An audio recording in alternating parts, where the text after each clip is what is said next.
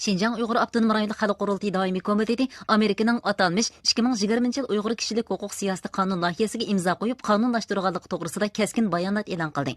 Bayonotda munullar ko'rsatildi. Atalmış 2020 yıl Uyghur Kişilik Hukuk Siyaseti Kanun layihəsini echib qaraydigan bolsaq, u butunlay haqiqat burmalangan yolg'on gap. Soğuq munosabat, urush tafakkuri va siyosiy bir taraflama qarash bilan to'lgan. Amerikaning saxta demokratiya, haqiqiy zo'ravonlik, saxta kishilik huquq, haqiqiy zo'migarlik mohiyati to'liq oshkorlangan. Amerikaning atalmış Şinjan asonliq millatlarini keng ko'lamda qamab qo'ydi degani butunlay quruq gap. Şinjan qonun bo'yicha qanot yaydirgan terrorlikqa qarshi turish, asabiylikni tugutish ko'rishi xalqaro jamiyatning birdek e'tirof qilishiga erishgan haqqoniy harakat.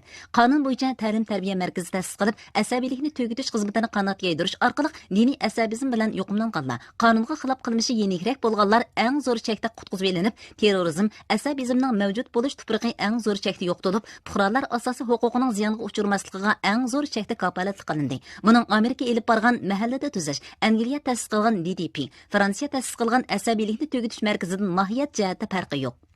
2018 yılın 12 ayının ahiridan buyan BDT amaldorlari, chet ellarning Jungoda turishliq elchilari, aloqador davlatlarning janvada doimiy turishliq vakillari, tarafqi muxbirlari va diniy tashkilot qatorliqlardan bo'lib 70 necha turkum tashkilot gruppa 90 necha davlatdan kelgan mingdan ko'proq odam Şinjanda ziyoratda bo'ldi. Ular umumyuzlik munullarni bildirdi. O'z ko'zimiz bilan ko'rganlarimiz Amerikaning deganlari bilan o'xshamaydi ekan. Şinjanning terrorlikqa qarshi turish, asabiylikni tugutish usuli BDTning terrorizmga qarshi turish, asosiy kishilik huquqni qo'g'dashni iborat asosiy maqsadi va prinsipiga uygun, to'liq muayyanlashtirish va o'rganish, o'rnak ilishga arziydi. Amerikaning atalmış Şinjanda kishilik huquqi ig'ir chiqildi degani tuturuqsiz gap. Atalmış Şinjanda asonliq millatlarini azdi, diniy erkinlikka ziyonkashlik qildi degani tamoman oq qorini ostini ustun qilganlik. Biz yana bir qatim shuni qayta ta'kidlaymizki, Şinjan Jungoning Şinjangi, Şinjanning ishi butunlay Jungoning ishki ishi. Har qanday tashqi kuchning aralashish huquqi yo'q.